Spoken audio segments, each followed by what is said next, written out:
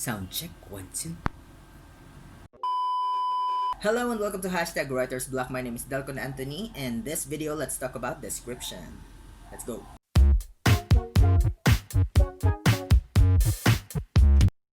So, when you write a book, kahit saan mo nilagay yan, sa Amazon, sa Wattpad, description is very vital. Kasi ito yung unang nakikita ng mga magbabasa, ng mga prospect mo. And, of course, kailangan catchy siya, kailangan makukuha mo yung attention nila para basahin nila yung sinulat mo. Okay, so in this video, dahil nagtanong si Drain Adcowley, or kung paano basahin yun.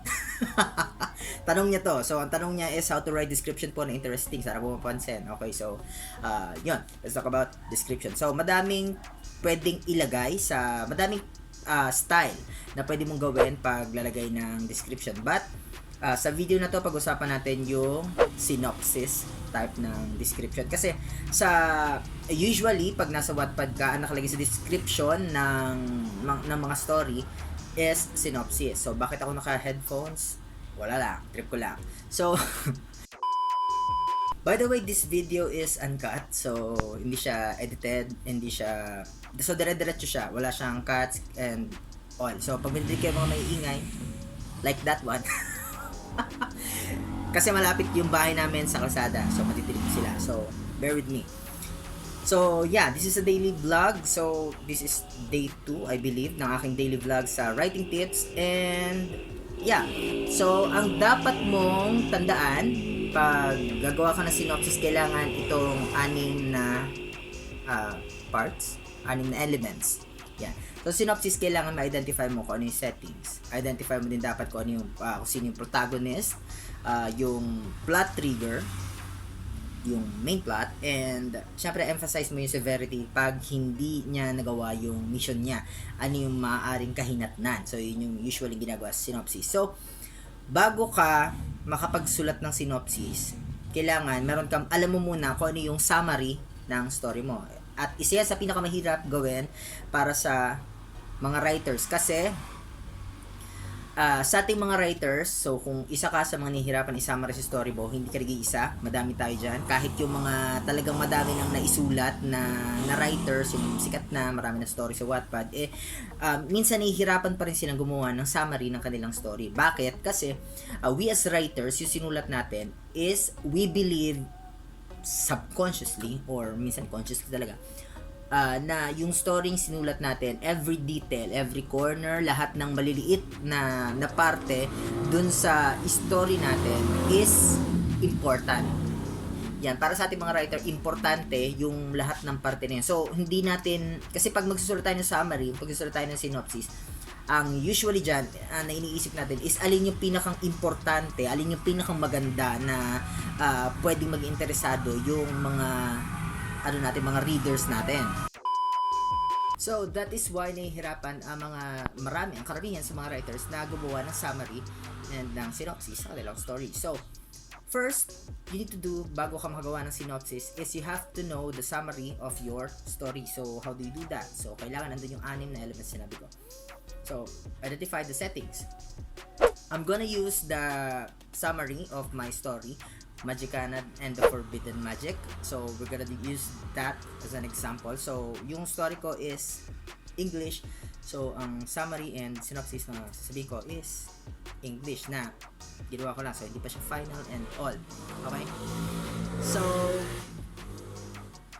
sa summary, first, identify the settings.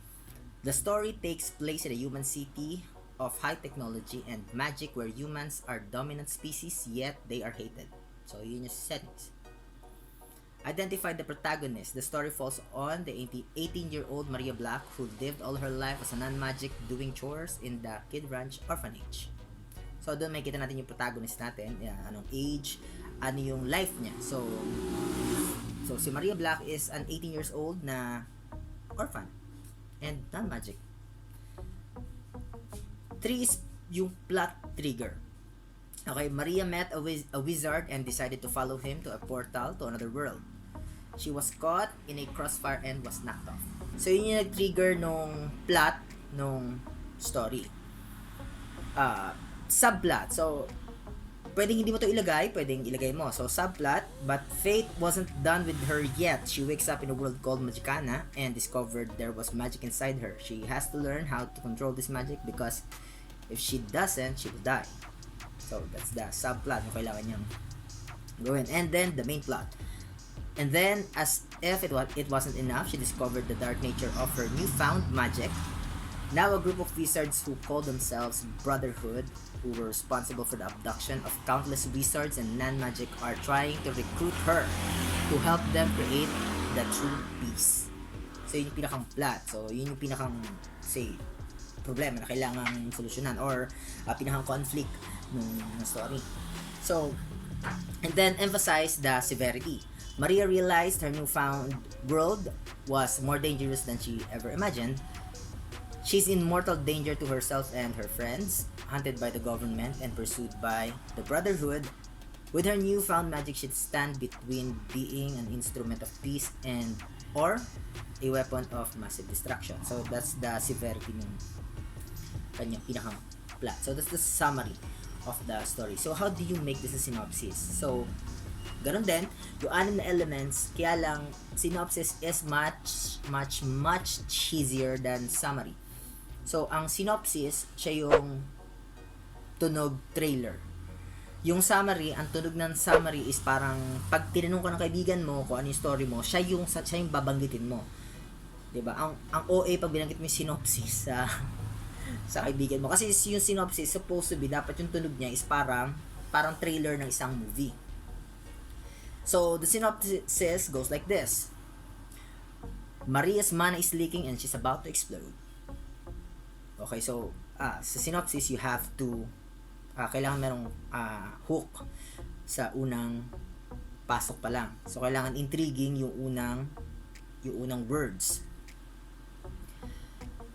Yung unang hook, so it explains agad kung ano yung setting, ano yung genre ng story. Kasi may mana. So ano ba yung mana? Usually it's yung energy ng mage or ng mga wizards and sorcerers na ginagamit nila para makapag-produce ng magic. So dun pa lang na-establish na agad natin na yung story nito is fantasy. And after being knocked out in the middle of crossfire between a caster and suspected members of Brotherhood, 18-year-old Maria Black, who lived all her life as a non-magic orphan, woke up in a new world called Magicana. So, dito na-establish natin yung protagonist. Okay? And yung trigger ng plot. Dito sa sentence na to. But things in Magicana aren't as seems. But things in Magicana aren't what it seems. The world revolves around politics, dark organization, and dangerous magic, like hers. So, again, the settings and the intriguing, it's intriguing kasi nilagyan natin yung ano ba yung mga naandito sa loob ng Magicana.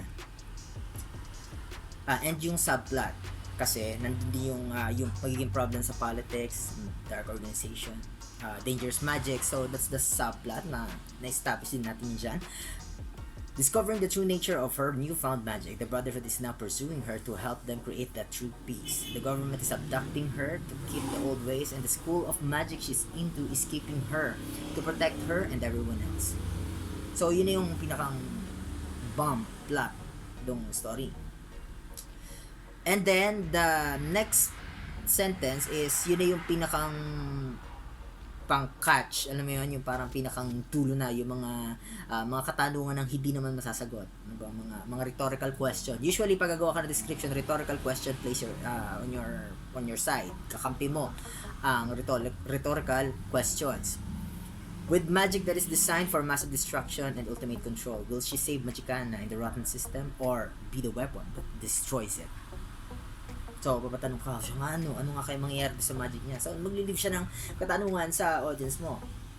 So, that's how you create synopsis. Though sa description sa Wattpad, pwedeng hindi synopsis yung ilagay mo sa description mo. Kasi maraming type, may iba't ibang type ng description na pwede mong gamitin. Merong pwedeng gumamit ka ng parang business type of description. Like, maglalagay ka ng hook sa pinakaunang headline nung description mo, followed by a sub-headline na magsusupport dun sa headline. And yung kung anong nandun sa loob ng story mo, meron ba dong magic, witches, and politics and all na bulleted, pwede ginagawin mo sa description mo. And that, i-discuss natin yan sa mga kasunod na video. So, yeah. So, that's it for this video. Sana nasagot ko yung tanong mo. Kung hindi, you can comment down below and ask more. And we'll try to answer that and, give some writing tips. I hope nakatulong. Kung nakatulong, leave a thumbs up. And kung hindi ka pa nakasubscribe, make sure you subscribe and hit that notification bell. And, yeah, kung may mga tanong pa kayo, you can comment down below. We'll try to answer that. Read that, binabasa ko lahat. Hindi na lahat na nagko-comment, binabasa ko yan. And kung may tanong ka. And of course, kung meron ka social media, lahat naman tayo meron. Please follow me on my social media accounts. Nakalagay sa description box. Facebook, Twitter, Instagram, Wattpad. Follow me on Wattpad. Kasi Wattpad. Kasi, malapit ko na i-upload. Malapit na. Hindi ko alam. Pag natapos ko na yung story na sinusulat ko, Magic and Forbidden Magic, ito na ngayon. I-upload ko siya sa Wattpad pag complete na. Hindi ko siya ilalagay sa Wattpad hanggat hindi ko siya complete. I need to complete first the book before ko siya i-upload sa Wattpad chapter per chapter, one by one. Okay, so tsaka nyo lang siya makikita doon pag tapos ko na sulat yung story. So habang hindi ko pa tapos, you can follow me on Wattpad. Hanapin mo ko dyan, Delcon yung aking username, or i-click mo lang sa baba ang description box and mapupunta ka na dyan and follow me. Abangan mo yung story ko. And yeah, dito sa channel na to maraming writing tips. Magkakaroon pa ng mas marami pa. Try nating araw-arawin kahit medyo maingay ang paligid. Matuloy lang. My name is Delcon. Thank you for watching. See you in my next vlog. Peace.